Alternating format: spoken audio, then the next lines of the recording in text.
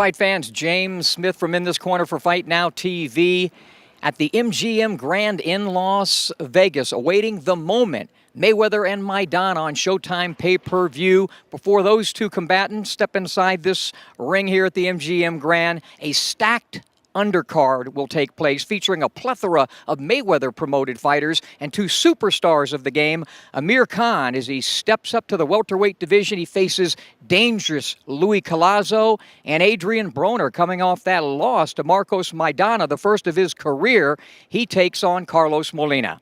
Let's talk about, before this fight, the back and forth Mayweather stuff. How did that affect you mentally, if at all? To be honest with you, it didn't really affect me because I was having a break as well. What did kind of upset me was that I took the fight. I didn't get the fight. I didn't take the fight ahead with Alexander for the IBF World Title at the welterweight division. I think that would have been a great title win for me, and I would have been a world champion. So then maybe I would have gone into the mix with a stronger backing, having a world title as well against Floyd Mayweather. But to be honest with you, it didn't affect me. Maidana put a great performance on against Broner. So, I think it's a good job, that, Floyd just picked him. He thought Amir's last performance and Maidana's last performance. And who will make it easier for Floyd with the speed, explosiveness, power, and the good boxer, or will the come forward, flat-footed fighter like Maidana? Would that cause me problems? So I think he knew I'd cause him more problems, and he's gone with the easy option. I mean, Maidana's someone who I beat. But look, I wish them both all the best, and as soon as I kind of got the drift of it not being me, even though he did the voting thing on the internet, I won the voting thing on his official website. I thought, that was a bit silly, really. But look, it's not my turn, and it's not my time yet. So I'm just going to focus on who my next opponent is, and that's when the name was put to me, which was Collazo. And I said, look, I'll fight Collazo. He just had a great win against Victor Ortiz. He looked really impressive.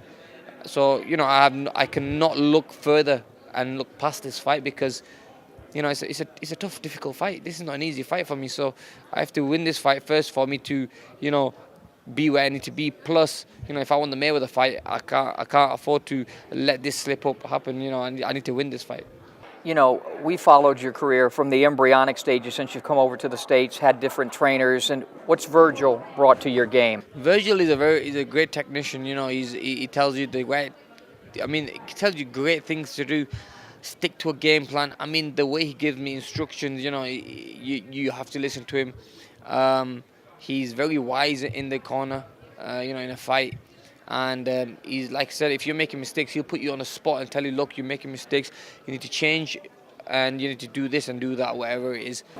The main thing people really should understand is what you have is a phenomenal athlete who really got as far as he got on his athletic ability without the real knowledge and IQ of boxing, why he was doing something. He just did it.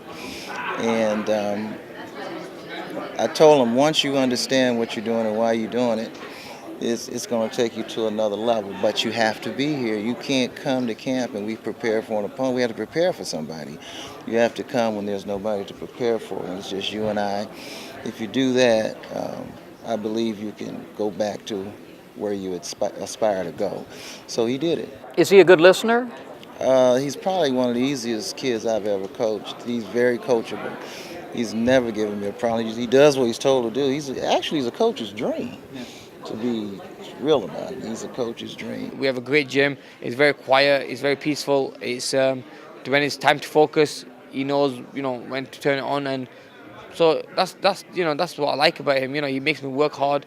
He has the great sparring partners for me.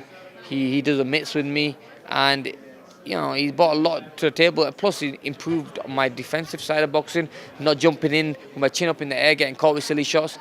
The last two fights, we didn't really have the chance to spend much time together because we only spent 8 weeks for the fight camp together for both of the fights against Molina and also Diaz. But this was the first time I've spent over 8 months with Virgil in the gym, working on a strategy, working on how to improve my style. So I definitely believe that you'll see a different Amir Khan going into this fight. I always tell him, I said, you know, and even though he's a little dude, I said, just sometimes if you get hit, think Lennox Lewis, grab and hold on. I mean, there's nothing wrong with doing that. Exactly. I'm in a total agreement with you. One of the strengths he does have when he does get hit, he has great recuperative powers, and I don't think anybody can dispute that. You know, you have your critics, and then you have people who really understand boxing and pay attention to it and watch. I've not seen him ever get hit and not get back up. And even in the Garcia fight, that was a real wicked punch that he took, but he got back up and he was actually winning the round again. But instead of settling down and letting the fight come to him, he kept pressing the issue and put himself in the line of fire again. So that was the first thing that we addressed when he came. Wasn't much teaching going on other than how to survive if this happens. And I think he demonstrated that in his last fight. When he got his feet tangled up with Diaz, Diaz knocked him down, and he stepped off of him and collected himself. And even in the 10th round, when he was hurt, he kept him at bay and recuperated and came back and boxed beautiful. So that was a very good learning curve for him. And Collazo as your opponent, talk about your prediction on the fight. Save the prediction for the end. What's your game plan against him? He's coming off, like you said, a big win. Collazo's a great fighter. You know, he's a good boxer, southpaw, very awkward. The game plan will be, you know, being smart, not making mistakes. You know, I'm going into a new weight division, which is going to be a little bit tougher. These guys are going to take more shots. They're going to hit harder as well. So I have to be very smart in there. I think if I stick to my skills and my movement and my boxing, we can definitely get the win.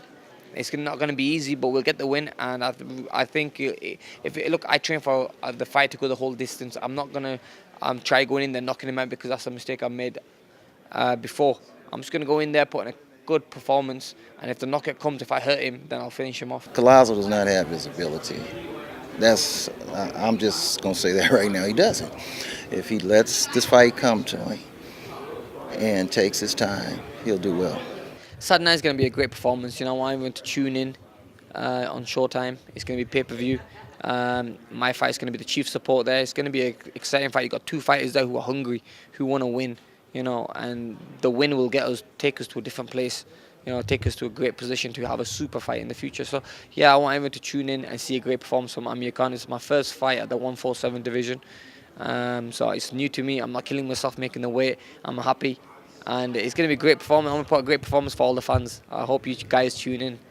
You know, I was lucky enough to be with Muhammad Ali leading up to his first fight with Joe Frazier. He lost that fight. And I remember even as a kid, he told me that loss made him a better fighter and a better man. What about Adrien Broner coming off your loss? Of course, man. A loss like that, and being as young as I am, taking that loss and taking that defeat like I took it, you know, it only bettered me. It only made me stronger. It only made me realize things that I didn't see before. And I feel great. You know, I feel better than before, and I'm just ready to go. Stylistically, watching films of that fight, you're a tremendous defensive fighter. But what flaws did you see in your game that you're working on to improve now? It wasn't no flaws.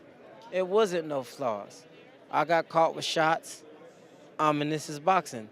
When you get caught with those type of shots, you know, a writer or a reporter would never know what that feel like. And I stayed as calm as possible, and I survived that fight. And you know, I gave him the hell of a fight of his career on my worst night. Saturday night, Molina, look into that camera and tell the folks what's going to happen. Oh, man, I'm going to kick your ass, man. It ain't, you know, it's in the pudding. You know what I'm saying? I come to fight, and he really ain't said nothing. He actually ain't said a word to me, and we can keep it that way. It's called a silent ass whooping. Good luck. All right.